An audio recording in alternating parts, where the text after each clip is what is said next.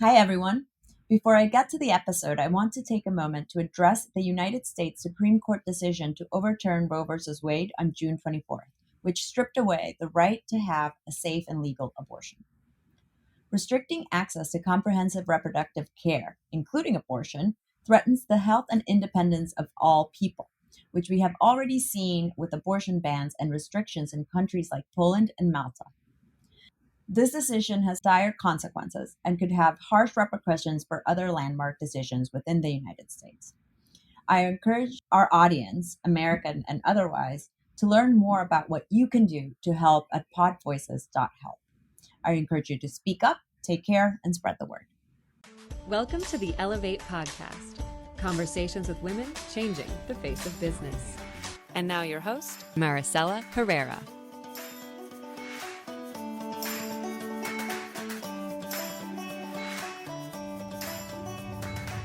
Hello, this is the Ellevate podcast. I'm Maricella Herrera, your host, and I'm joined today with Allison Matejczyk, our VP of Enterprise Partnerships at Ellevate Network. How are you, Allison? Doing well. How are you?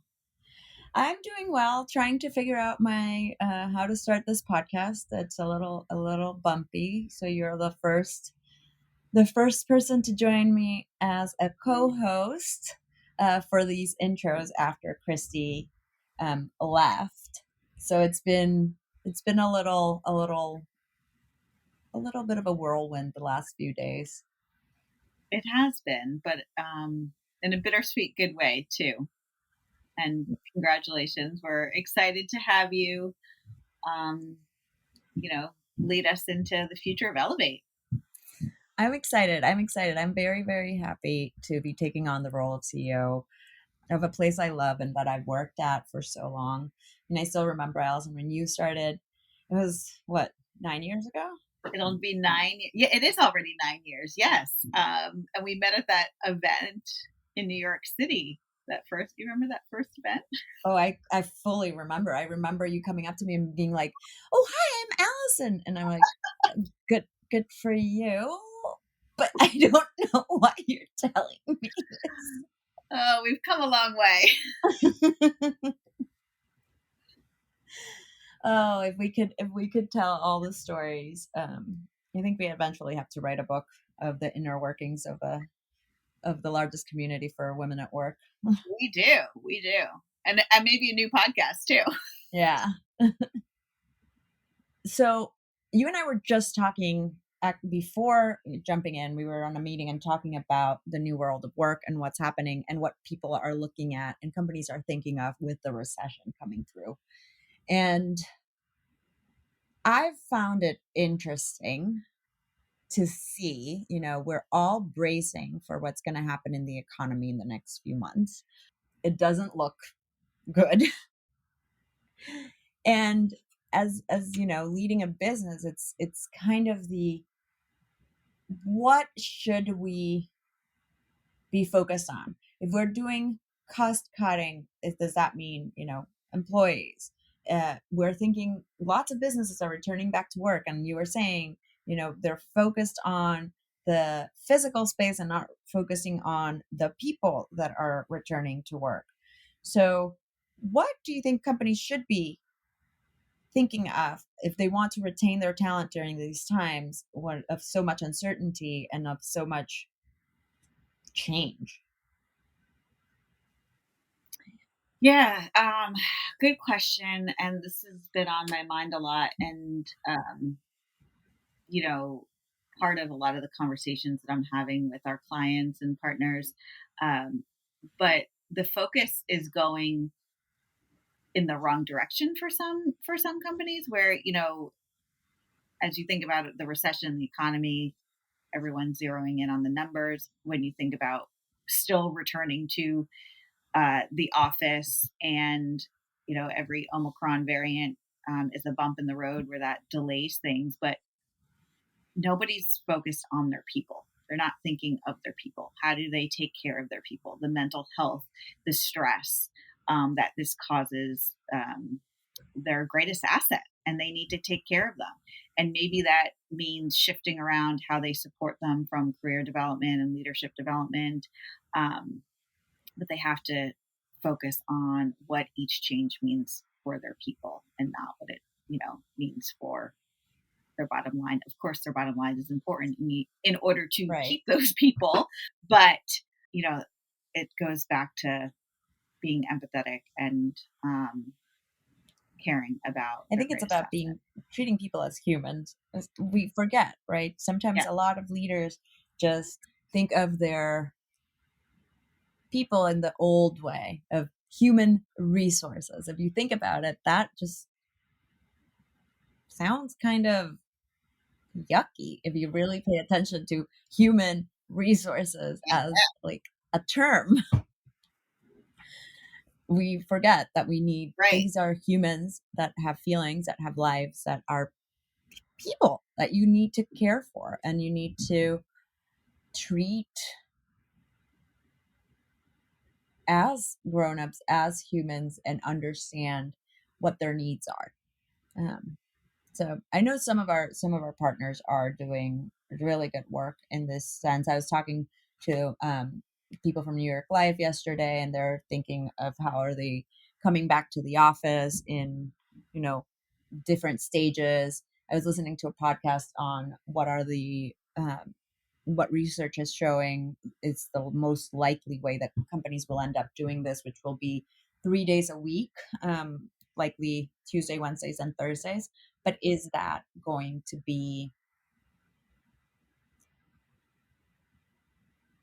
work out, or is that just going to make it even harder for people to get um, situated and get back into a routine?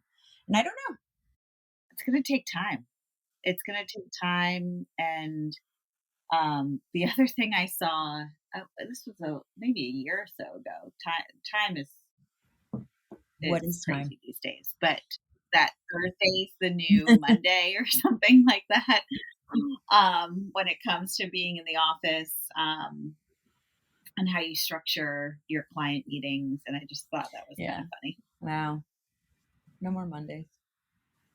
But yeah, it's gonna, we have to see how things work out, and um, it's everyone has worked, most people in an office or from 9 to 5, Monday through Friday, and that all changed 2 years ago, and it's not gonna change Yeah. overnight. But, one way that companies can support their employees and support their people is giving access to others that can help them.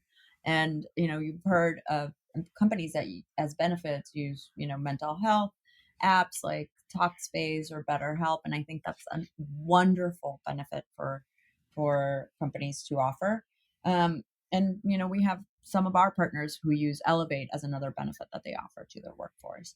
Because believe it or not, a lot of our people just feel alone as they're navigating the challenges at work. And what we do at Ellevate is create the spaces where they can talk to others who are navigating something similar and can help them get through it. I know you tend to mention it as like the diversity of thought, right? Yeah, diversity of perspectives, ideas, and new ways of approaching different things, whether it's talking to your manager or working with a client and building a team. There's a lot that everyone can learn from those that are different than you. And that's what Ellevate can provide. Well, so if you're interested in learning more about how we work with companies, you can contact Allison. I'm sure she'll be glad to hear from you. Would love to hear from you. I'm at Allison at ellevatenetwork.com with two L's and an I. Awesome. So we are going to go into our episode. This episode was one of the ones that Kristy pre-taped before she left. We really do miss her. It's only been a few days and we really do miss You her. do. I hope she's on a beach with a cocktail somewhere relaxing. I hope so too. And she'll listen to this, I'm sure, and she'll laugh. But we are going to go into our episode. This is an interview that Kristy did. And our guest is Emily Lamia, who has been helping people grow and develop in their careers for I'm over a sorry. decade.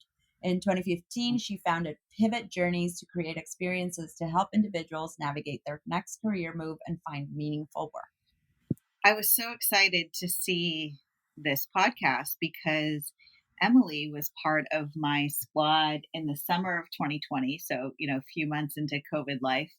And she's done a lot of work for our corporate partners as well. And I was like, I know Emily. She's amazing. And she does really great work for her clients. I love that. I love that you have a squad mate who's on the podcast today. I've had squad mates on the podcast too, and it's always nice to see their names. For those of you who don't know, our squad program it's a 12-week program in which you get set up with a group of other people around your same career stage, and you meet for 30 minutes once a week over Zoom for a period of 12 weeks, and you discuss certain topics, but most importantly, you get the chance to really dive deep into your goals and get advice from other people. So again, these different perspectives and these different opinions. I think of it as, a 12-week hard course of change and accountability, and I think it's fantastic. And you make relationships that last for a really long time through our squads, and we only run them twice a year.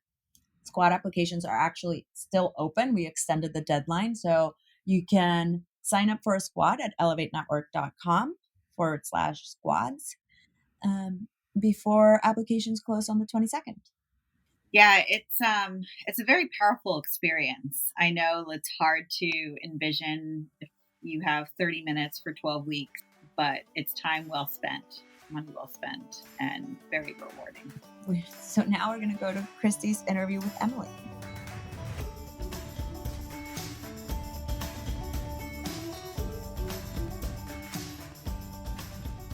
Hi, Emily. Welcome to the Ellevate podcast. Thanks, Kristy. Excited to be here. So, Emily, why don't we get started hearing a bit about your story? Would you mind sharing it with our listeners today? Yeah, definitely. Well, so I always say that I started my career working in Democratic politics. So that, kind of what a lot of people have in mind is what that looks like, which is, knocking on doors, making phone calls, and working on campaigns for a variety of different congressional, Senate, and presidential candidates in the U.S. that were running. And then sort of, when you work in politics, you find yourself out of a job at the end of every election cycle. And so I had a lot of different jobs over the first 10 years or so that I worked in politics. I worked at the Democratic National Committee for a few years, supporting the chairman during the 2008 election. And then I was lucky enough to sort of fall into a role as the executive director of a career development association that was specifically supporting people in politics and electoral work. And that was where I sort of found my sweet spot. I was running all the aspects of the organization, the fundraising, the membership, the communications, all of the logistics and administrative pieces. But the part I really loved was when I got a chance to really just help people figure out what was next. And so I did a lot of coaching, helped a lot of people redo their resumes and prep for interviews, and got to put together a variety of different trainings. And that was where I sort of realized, oh, this is what I'm supposed to do with my life. So that was great. And then I moved on to get a master's in public administration, thinking that the work that I was going to do next was sort of going to be larger than just the political world, but still in the social impact space. And so after I got my master's, I then spent a couple of years at the Girl Scouts of the USA in their national headquarters in New York. And my work was mostly supporting the national board office in their selection, recruitment, training, onboarding, and the work that national board of directors did at a really interesting time in the Girl Scouts history. And then I was really missing doing career development stuff. I was still the person people were calling for, a resume or when they had a salary negotiation coming up. And so I started my business in early 2016, and I've been running it for about 6 years. I do a lot of work with individuals who are at all different stages of their career, trying to figure out what is going to make their life more meaningful, and finding different roles and shifting industries. And so a lot of my work is really helping folks navigate that next step and then getting that next opportunity. And then a lot of my work has also transitioned and sort of added to a whole variety of other pieces in career development, which is working with organizations and teams to help them build strengths-based cultures, managers, helping them build better management practices, and basically hoping to help organizations and teams create great places to work so I don't have as many individual clients looking to shift and make changes in their jobs. But we're obviously at a time where there's a lot of that happening. But yeah, so it's been a great place to be and a good journey. Thank you for sharing that. I'm curious, you have a spectrum of experience across, the starting your own business, working within nonprofits, working within government or advocacy. Can you share, I guess, at a high level, like the differences you saw between those three very different sectors? Yeah, I mean, it is interesting. I've never worked in the corporate world, though a lot of the clients that I work with make me feel like I'm in the weeds of the corporate world very often right now. But it's funny because I think there is this sense that like, oh, it's for profit or nonprofit, and that's it. And you're like, nope, actually, there is a huge difference of all the different types of nonprofits out there. The political world is like a subset of the nonprofit world in particular. So yeah, I would say working in politics and progressive nonprofits that are really around advocacy and specific issue areas, there's a lot of that's really like a startup culture. Campaigns are, they get started and then they fold 6, 12, sometimes 18 months later. But they're very short, and they're often kind of disorganized. You have people that are wearing a million different hats. When you come in, you can have that responsibility to take on a large portfolio of work just because you can take initiative and somebody needs to do the work and people don't care as much about what your title is. But then as you move into like larger, more structured organizations, like when I worked at the Girl Scouts, it felt like working in corporate America a lot of the time. There's a department you go to when you don't understand your benefits. And that really wasn't the case on campaigns. And even when I was, running a small organization in the political world. So, even large nonprofits can have very different cultures and feelings in terms of the structure and sort of how narrow or wide your list of responsibilities is that you have in your day to day. So, and then obviously, government is known as being slow moving, bureaucratic, folks that have been there for a really long time. And that's definitely the case in a lot of places and not all the time. I mean, if you work on Capitol Hill, you will see that people are rarely above 35, except for some of those more senior positions. I mean, our government is run by a bunch of folks that are in their early and mid 20s, which is kind of crazy sometimes to think about. But, and so that's, those folks are working, crazy intense hours, constantly shifting priorities and environments. And, obviously they're so dependent on the electoral election cycle and, fundraising and all of that. But that's even a completely other type of world in terms of the culture and some of the structural pieces that are really different. So I have to tell you, Emily, before I came to Ellevate, or right at the time I came to Ellevate, I was looking for my next opportunity. I'd always worked in startups and tech in different stages. My first startup, I was there during like a growth phase until we exited. My next one, it was a founding team. And so I actually interviewed at the Girl Scouts USA. No kidding. Oh, that's so funny. And I've been on the board for Girl Scouts New York, and just love the organization. I was a Girl Scout. But one of the reasons I didn't take the offer was because at the time it felt, not slow moving, because I don't think that that's true. It was just a different environment and culture than where I'd come from, and I think where I excelled. And so coming into Ellevate was very mission driven, but we were scaling, growing, doing things at a different pace in a different way. And there's no one right or wrong, but what I think is important is for each job seeker or candidate to understand where they can best thrive. What is that environment? So true. But what I hear all the time when people will approach me about looking for my next role is they're like, I could work anywhere. I could go anywhere. I don't want to limit myself by saying, a company size or industry or, for profit or not for profit. And I think that mindset sort of has you spinning your wheels. Like, you do have to kind of create your own guardrails. And do you agree with that? And if so, how do you approach that with your clients? And also, what is the work they should do to best identify, the types of companies that would be a good fit for them? I mean, it's such a good question. And it's so interesting. I think your story is a perfect example that, had you ended up at the Girl Scouts, people would have said, oh, that makes sense. She's had a very, women's empowerment, type of focus in her career. Like, absolutely. But when you actually get in there, you realize that even just the day-to-day culture and the types of people that those cultures attract are going to be really different. And it's funny because man, I wish, and I keep meaning to write an article about this, but I wish that all the people that I work with could hear what each of them is saying to me when I first get on a call with them.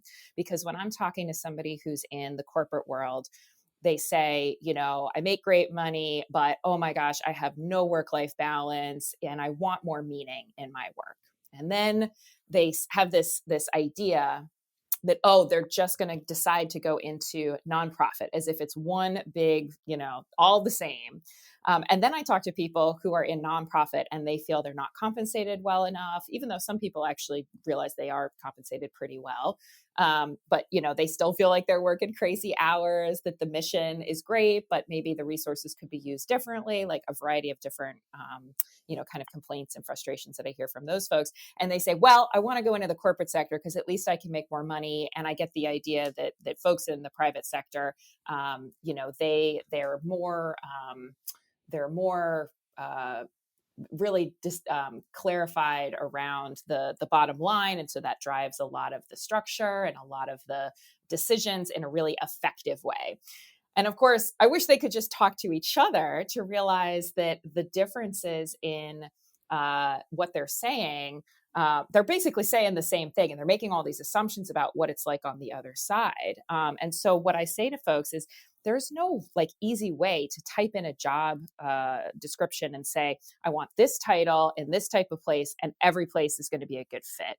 The work of really doing a job search in today's world is about actually unpacking and trying to figure out, okay, what is the specific job at this organization? And what's the culture like in this organization or company, as opposed to some of the others? Like, the days of, oh, I just want this type of role in this type of place and it's going to be a great fit are really over.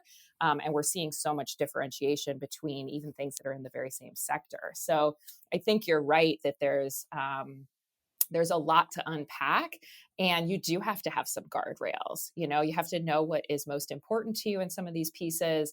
Do you like structured? Do you like entrepreneurial? Do you like large? Do you like small? Are there specific issues that you really care about? In the role and function that you play, what motivates you? Do you want to be that go-to team player, or do you want to be the leader? Or do you want to be the person that's creating and moving progress and changing systems, right? There's so many different ways to unpack this. And the challenge is that it could look like a lot of different things. And yet the work is really around communicating effectively those guardrails that you put up for yourself, And are there ways to further, those are all critical and important questions. And then I can imagine someone in their mind being like, well, I don't know if I like large companies because I've never worked in one before, and it's back to that perception you talked about, where the first conversation, it's like, I want to work here because I'll make more money. But we don't know what we don't know. And how do you best figure it out before, look before you leap? Totally. And our world today is so interesting because we are given opportunities with our virtual world to participate in things that we wouldn't have. And yet also some of our options are more limited. One of the frameworks that I use with a lot of folks that I work with is a design thinking framework. And I can't claim credit for this. There were a couple of professors in the Stanford School of Design that wrote a book a few years ago about how to use design thinking thinking principles for your life and career. And so the idea is that when you're using design thinking principles, you are first trying to empathize with the end user. Like, what's the problem you're trying to solve for a customer, a potential client, like whoever that end user is. You're coming up with then a lot of ideas, you're ideating, and then you're prototyping. You're testing out with small little experiments, fast, easy, cheap to implement, to get feedback really fast and iterate on that version of the next idea that you have to get better results and have that end user be even happier with the end product. So if we are applying that to our life and career, we're all the end users. So we have a little bit of work to do, even if we think we know ourselves really well, around, what matters to us, like our unique strengths, our motivations, and those aspects that we're trying to solve for. But then we can come up with a lot of ideas. And so if one of your ideas is, oh, I've never worked in a big place before, but that sounds interesting and exciting, and I wonder what that would be like, what we have to do next is prototype it. And so prototyping what it's like to work in a big place could be, joining an organization like Ellevate, where you have access to tons and tons of different people. How do you feel if you're on different, webinars and events with lots of new people all the time? Like, does that feel exciting? Is that, draining for you? You might talk to people and prototype through conversations, the different ideas that you have about the assumptions of what it's like to work in a big place, and check those out and say, I kind of imagine this and that. Like, has that been the case for you? You might find somebody who went from a small environment consistently over many different jobs and then made the leap into a big company and say, how did that go? Like, what were you prepared for? What weren't you prepared for? What do you wish you had known beforehand? Or, what would you tell yourself now? What do you like about it? What do you not like about it? To basically just get information and test out these ideas and assumptions that you have to just make sure that they're actually accurate. And then what does that tell you about not just the question of big or small, but maybe it's a certain type of big organization. Maybe you're okay with a 1,000-person company that's all located in the same geographic area, but the idea of a 500-person company that's global with lots of different time zones, that doesn't feel okay for you. So there's even a lot of differentiation between that as well. And you also talked about the other benefits, right? I mean, we are conditioned to think in terms of money, and that makes sense. Salary and that kind of is a key indicator. But there's so many other things, and we've definitely seen, particularly over the past 2 years, as businesses have been pivoting and evolving and going remote and a lot of change. I think it's become clearer the other values, the other priorities or requirements that we look for in a job. So maybe it's more flexibility in terms of hours. Maybe it's remote work. Maybe it's just finding a manager who's a great communicator and cheerleader. Like, what are those factors that is like, yes, like, okay, this checks all my boxes. But I don't think our traditional job search pipelines are set up that way. They're still, title, location, company size or industry, and they don't go as deep into, really what is that rich, holistic experience. Do you have advice for how someone might best identify what their key priorities are, but then how do they find a place that can check those boxes? Yeah, it's a great question. And it's so hard because honestly, the interview process is kind of broken, I think, for everybody in a lot of ways. I mean, I feel like I have tons of folks that I work with, and we work so hard to get them the interviews, and then they're in the interviews and we're focusing on just putting their best foot forward. And then it becomes a question once you get that job offer of like, all right, you're in the driver's seat. What are all the questions you really want to ask to get under the hood of what it's like to work at this organization? And oftentimes people will sort of feel like, oh, I don't know that I can ask more questions. It's like, yes, you absolutely can, especially in today's job market. But I think that it starts with everybody doing their own individual reflection around what's really important. And honestly, like the relationship with your manager is such a key component. And you could have an entire conversation with a potential manager after you get an interview, after you get a job offer, that is really just going a little bit deeper with them to understand how they manage, right? Are they morning or evening people? Do they love things via email? Or are they texters or phone call folks? Do they like, looking at data and briefings beforehand, or are they more on the spot and sort of, go with the flow? Like, what are those style things? How do they like to meet with their direct reports? Is there an agenda that someone creates, and who's creating it? What are the things that are usually on that agenda? That's some of the stuff I think to get into and get really specific with the questions around what you're looking for in a manager. But of course, that could be like a whole, 30, 45-minute conversation. And so I think everyone has to sort of pick their most important things to sort of go a little deeper on to see whether something fits. Some of my favorite tools to use are things like the Gallup Strengths Finder. I love the Enneagram. I use a version of that, which sort of unpacks your hidden motivations and the things that drive you. Because if you're somebody who is motivated by safety and security, do you feel like there's clarity of what's being expected of you? Do you feel like the team is warm? Do you feel like you're going to know and feel comfortable with the way that the culture works? But if that's not something that's important to you and you're more driven by leading and being strong and self-reliant, then do you get to do work that's really autonomous? Do you get to lead? Do you get to chart your own path? Do you get to sort of have control over the area that you work on? That's going to be much more important to somebody who sort of wants that strength and leadership ability. So I think for everybody, it starts with what's most important to you, what's worked for you in the past, and then getting really good at asking good questions, sometimes in that interview process. And then definitely once you get a job offer, to just sort of see, okay, are my check boxes that of the things that I really want and need, are they checked, or which ones are and which ones aren't? And no job's perfect, right? I mean, there are definitely going to be times where you no one's going to get everything they want in a job, but sometimes I think it's about knowing what the challenge areas are going to be before you go in, so that you can kind of create a plan for how you're going to manage around those things, so that they're not you're not blindsided. And again, nothing's perfect, so sometimes just being aware of where you're going to have to compromise is half the battle. How would someone determine it's time to leave? Right. And I mean that in two different ways. Like, I've definitely been in situations personally where I've been somewhere too long. And the thought of leaving is scary.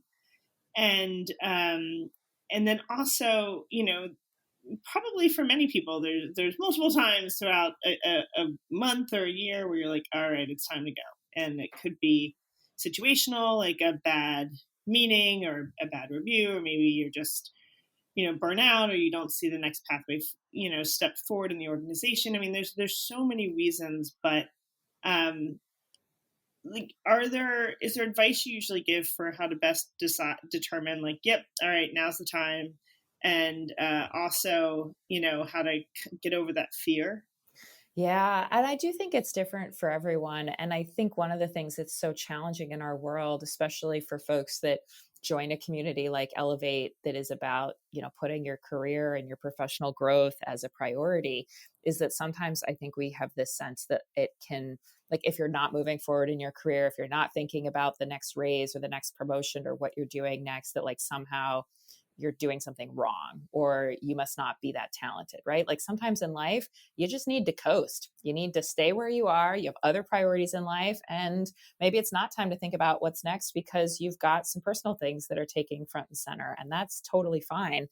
In general, the things that I see for folks, as a lot of the reasons that people say, okay, it's time to move on, are when this sounds horrible, but when they're miserable, like when they are literally crying more times or, more days than they were a few months or years ago, and they don't see that changing anytime soon because of whatever the situation is. So for sure, if you're crying and you're miserable, you have the Sunday scaries and that pit in your stomach that go on for a longer period of time, and it's not just related to something that's going to come and go. That's usually definitely an important sign to start to look for something else. But another one of the reasons that I hear from folks is just that they've done what they can do. They're bored. They have reached the level of what they feel like is possible at that organization, and they know they're going to have to go elsewhere in order to get new opportunities. So, I think then that becomes a question of, okay, what does career growth look like for you? What are you looking to grow into? And then is there anything else you want to get out of your job while you're there? Are there connections or experiences or skills that you want to hone a little bit more as you look for what that next thing is? And I think for a lot of people, the real motivation oftentimes is just, it could be growth in a lot of different ways, salary, title, different responsibilities, maybe company culture isn't quite what you'd like it to be, and you're curious and excited to try something else. And you think there's something better out there, which again is why you should do a lot of the testing conversations and see what's really out there. But in general, I think the biggest reasons I see from folks as to why they move on is they're miserable in their current situation for a variety of different reasons, and or they're just ready for the next thing and they want to see some growth and momentum in their career.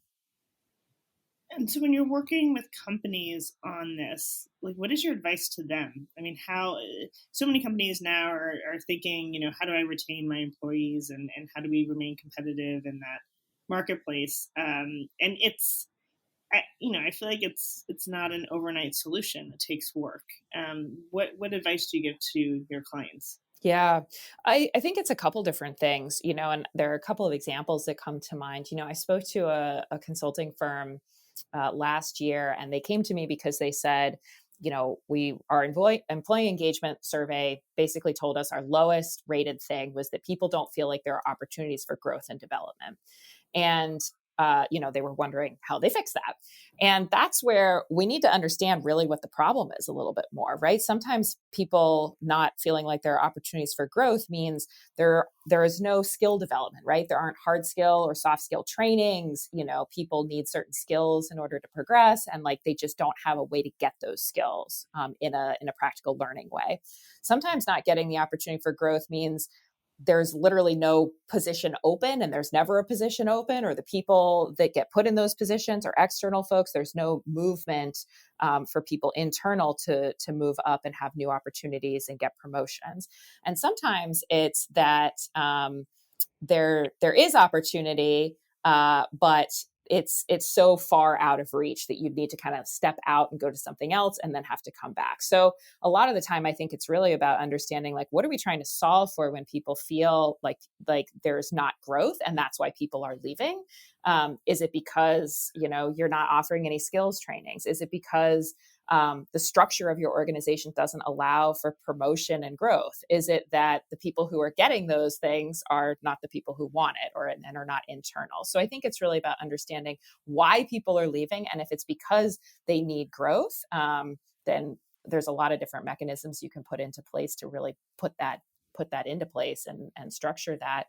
But I think a lot of the other pieces that I often hear is that they know folks are leaving because they're not seeing, career development. And so the hard part is, in order to really make that happen, you have to hold your managers accountable. So if if you're giving lots of folks trainings, which is actually something I'll do a lot of trainings around like how to grow in your career, and like, career mapping for, the next 6 or 12 months, and how to have these conversations with your managers and all that kind of stuff to sort of give people ideas of where they want to go. But if those aren't tied, and the ability to have conversations about where you're going is not tied to how your manager is being evaluated, then it doesn't mean much.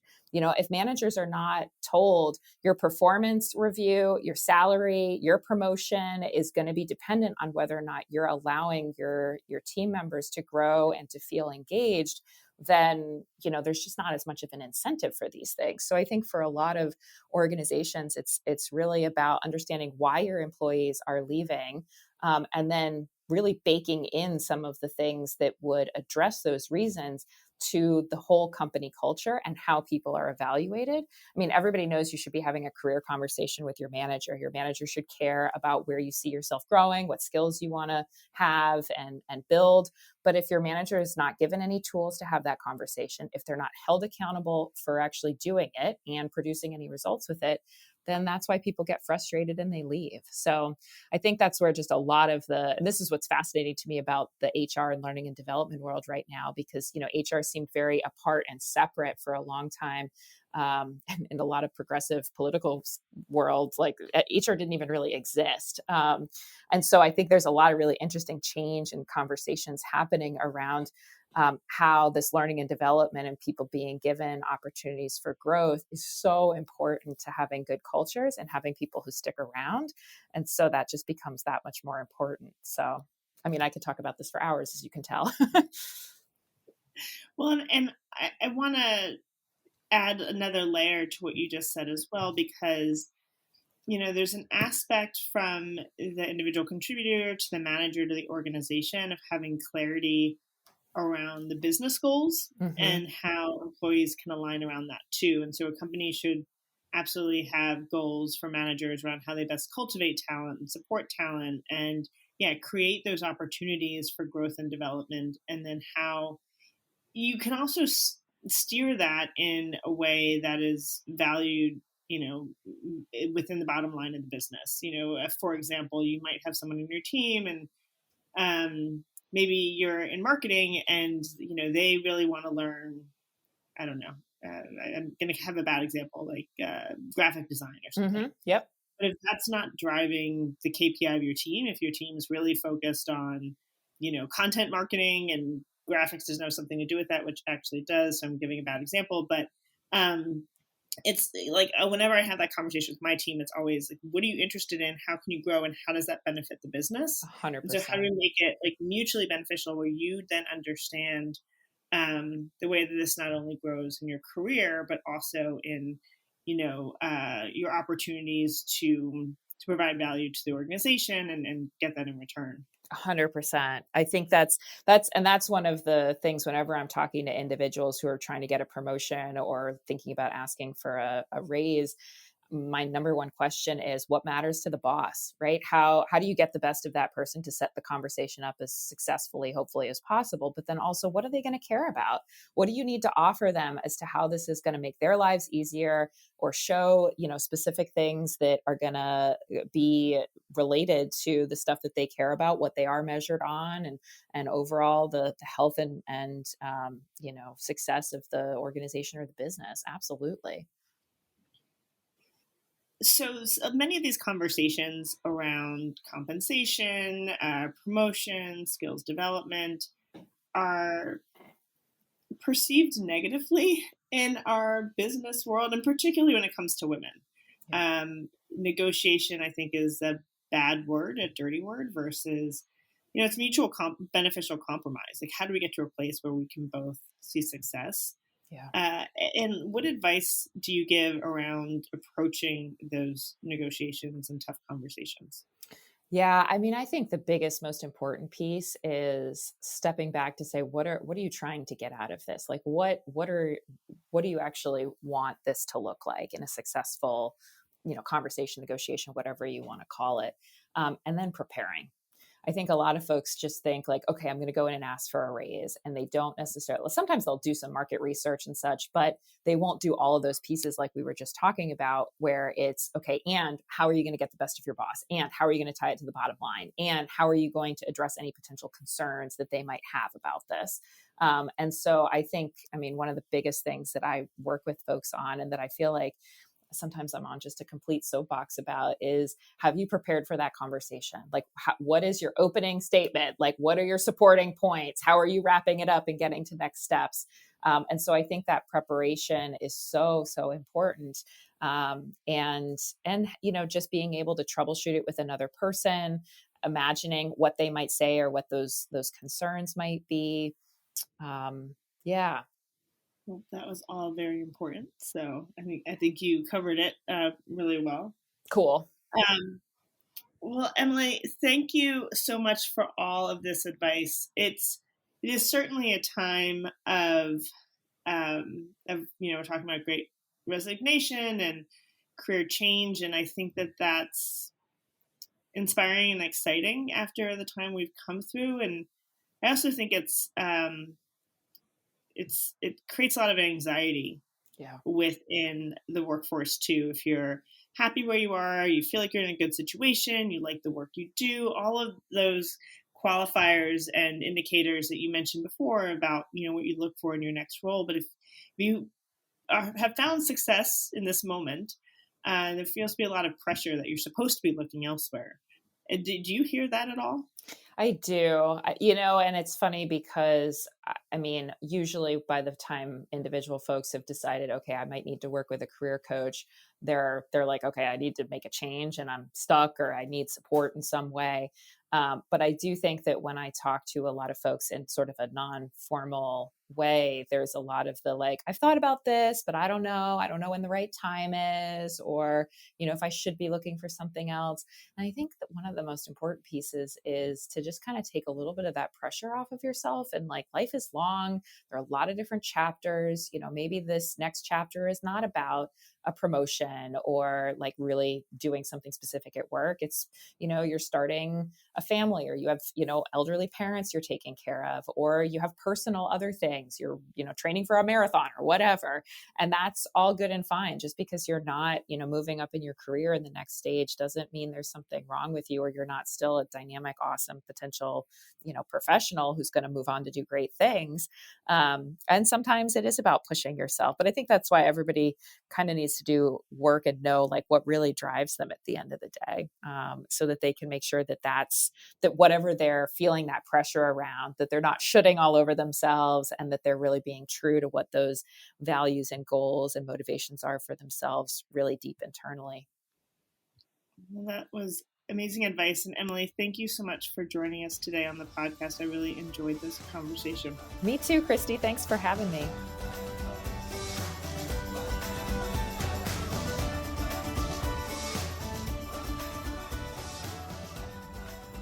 Welcome back. That was really enlightening. Emily is really great. You're lucky to have had her as your squad mate, Allison. Yeah, she's phenomenal. And this actually is one of those touch points where, I want to reach out to her and reconnect. We haven't seen each other for quite some time, but it's moments like this where it gives me a friendly reminder I need to reconnect with her. Yeah.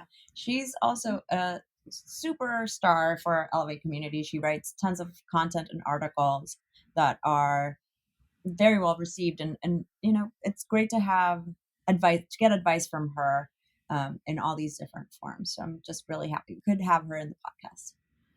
So as always, if you want to get to meet other people in the Ellevate community, if you're looking for some advice, we host our weekly roundtables where you get to meet other people, learn a little bit about a topic for 15 minutes with a guest expert, and then go into breakout rooms to have a discussion. Because honestly, sometimes it's better to just hear things from others who've been in your shoes instead of going to Google and trying to figure it out on your own. And Allison, you've taken over the Rising Leaders Roundtable that I used to host. So what's coming up there? Yeah, I have big shoes to fill, but we are going to be talking about leadership lessons from unexpected places. How your personal leadership style fits into your team dynamic. We had a great conversation the other day about building influence in your organization, and you can also watch the recordings from the guest expert. So come see me on Thursdays at noon Eastern at the Rising Leader Roundtable. Yeah, absolutely. It's a great group of people. I love the Rising Leader group. I'm now going to be hosting the Executive Roundtable, so talk about big shoes to fill. Taking over for Kristy there. We will be meeting every Tuesday at 1 p.m. Our entrepreneurs are going to be talking this week about leveraging LinkedIn for lead generation. Maybe you should go, Allison. I should be there. Right? Yes. Yes, I need to go to that one. I'm going to go register right after we finish this. Well, and if you're running your own business, if you're in sales or any other, I'm sure we can all use some of the LinkedIn tips. Great. And then we can't miss our firsts. So, Allison, you've probably heard this in the podcast, but every week we read out some of the barriers women are breaking. And sometimes they're, kind of disheartening because you just have to go like, it took this long, but we believe in celebrating them regardless and making sure that we are celebrating everyone's wins. So today, for our first segment, we'll kick it off with Ketanji Brown Jackson was sworn in as the first Black woman to serve on the United States Supreme Court. Not that I am not still mad at the Supreme Court. I know, but woohoo, Ketanji. And Lynn Grant became the first woman golfer to win on the DP World Tour. Michelle Morgan became the first Black woman to win Outstanding Lead Actress in a Drama at the Daytime Emmys. Really? Wow. It took this long. Sorry. Yeah, yes, really. A Black woman has never won Outstanding Lead Actress in a drama, which is a soap opera, at the Daytime Emmys before. See, this is what I mean. Jessica Campbell became the first female assistant coach in the history of the American Hockey League. All right. Rachel Evangelisto became the first Native American to win Miss Minnesota. Cho Sun-hui was named North Korea's first female foreign minister. Wow. So congratulations on this person. Please send us anything you want us to celebrate with you. We can reach us at podcast@ellevatenetwork.com, and we'll be sure to give you a shout out. It was great having you, Allison. Thanks for joining me. Oh, thank you. It's such an honor. So next week, join us for Kristy's conversation with Tiziana Casciaro, who is a professor of organizational behavior at the University of Toronto. She is the co-author of Power for All, How It Works and Why It's Everyone's Business with Julie Battilana. See you next time. Thanks so much for listening to Ellevate. If you like what you hear, help a girl out. Subscribe to the Ellevate podcast on iTunes, give us 5 stars, and share your review. Also, don't forget to follow us on Twitter at EllevateNTWK, that's Ellevate Network, and become a member. You can learn all about membership and all the great things that Ellevate Network is doing at our website, www.ellevatenetwork.com. That's ELLEVATE network.com. And special thanks to our producer, Catherine Heller. She rocks. And to our voiceover artist, Rachel Griesinger. Thanks so much, and join us next week.